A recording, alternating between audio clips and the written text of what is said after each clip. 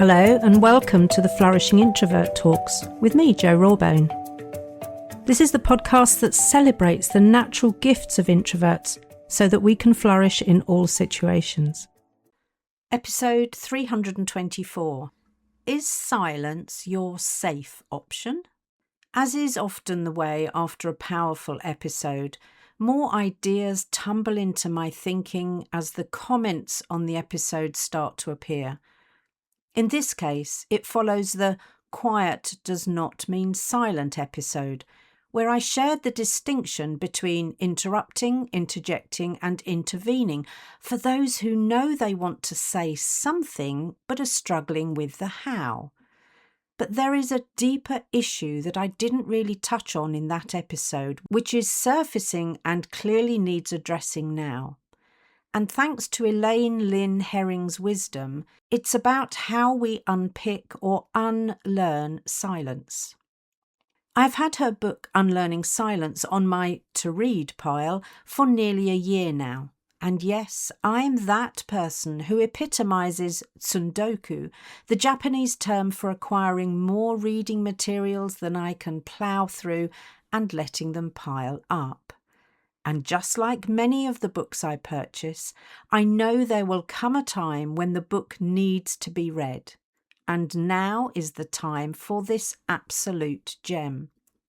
I resonated so much with what she said when she talked about how silence is learned because it is rewarded and reinforced, initially by parents and primary caregivers, then later on by elders or teachers, and finally by misogynistic, egocentric yet fragile bosses.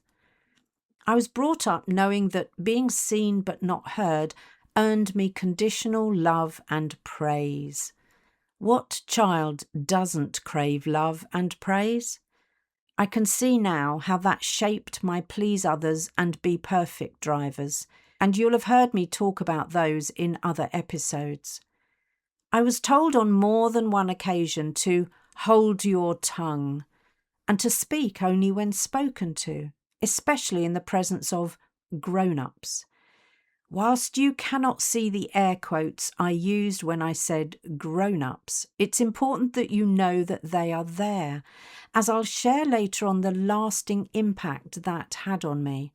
Because at nearly 50, I was still holding my tongue when in the presence of big people or those I considered grown-ups. But back to my childhood and to my impressionable mind, of course it made absolute sense for me to stay quiet more often. Now, I guess I was fortunate in some ways, as that learned behaviour played to my already introverted nature and probably helped me to develop my empathic listening skills. But it also has me wondering whether the wiring in my brain that was already showing my preference for introversion was deeply embedded or anchored during those formative years. I suspect so. What's the old saying attributed to both Aristotle or St. Ignatius Loyola? Give me a child until he is 7 and I will show you the man. In my case, the woman I was to become was shaped for sure by the time I was 7. But in my third age, I have been steadily unlearning things that no longer serve me. And one of those is unnecessary or habitual silence. I was encouraged to read Herring's perspective that people like me are not silent because we lack ideas, intelligence, or the necessary courage. Yet for many years they were the stories that I told myself, which enabled my self-limiting beliefs to get me in a stranglehold. And so the habit was established.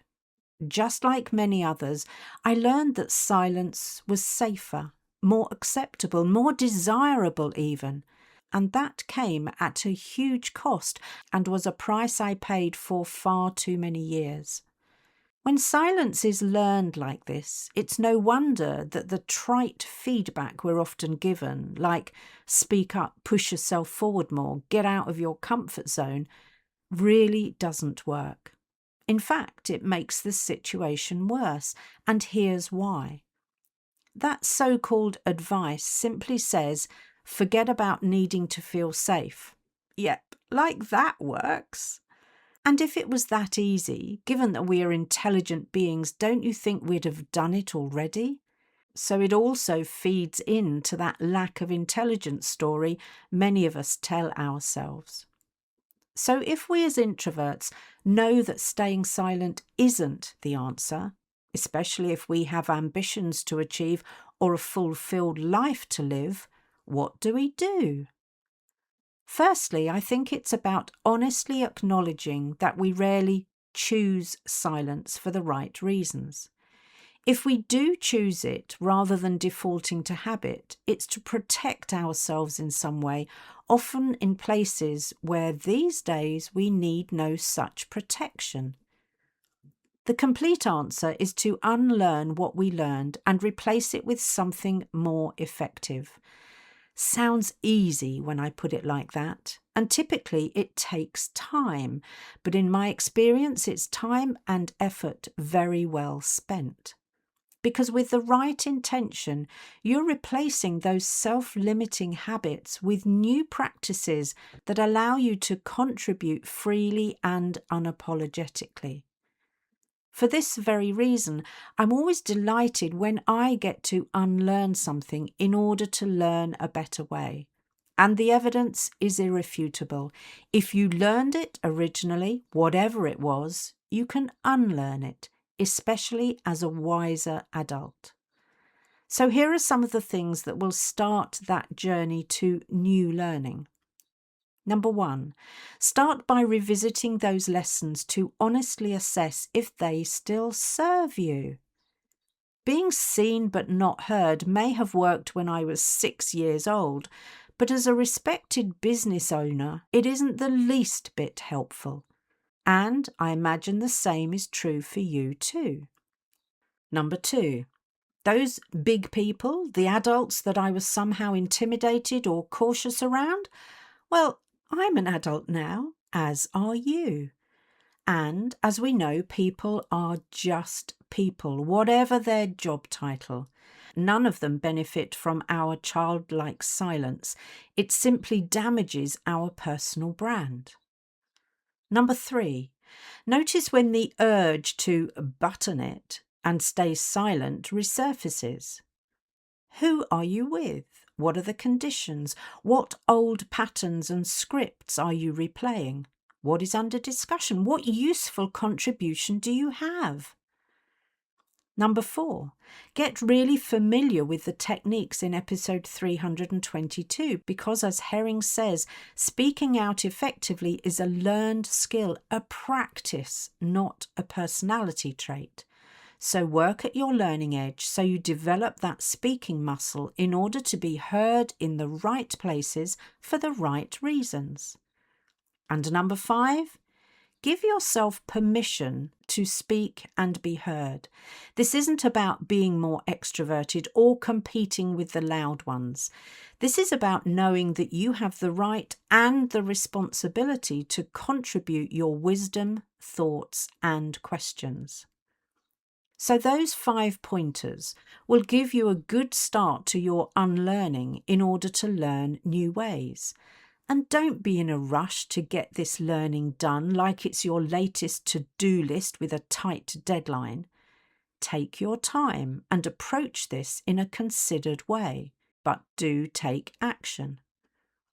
When I started my master's in 2005, the place where I remember opting for silence because I was intimidated by the big people, the first module was all about learning how to learn.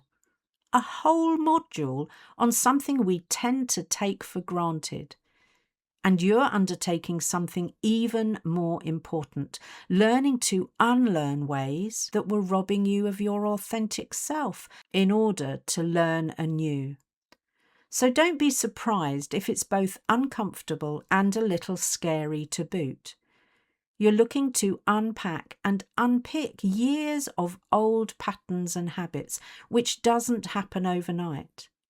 But if you're serious and tackle this in a systematic and thorough way, you will reap the rewards.